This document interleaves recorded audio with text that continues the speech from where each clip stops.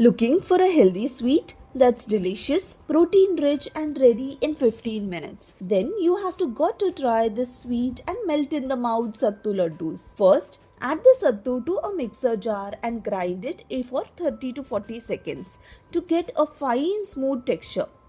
Heat a pan and add 2 tablespoons ghee.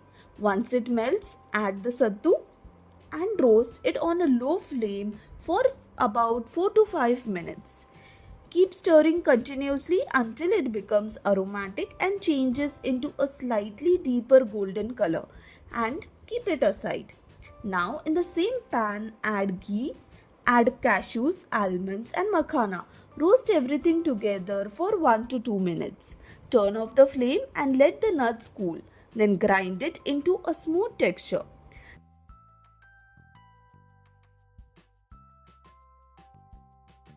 Transfer this into a large mixing bowl or a plate.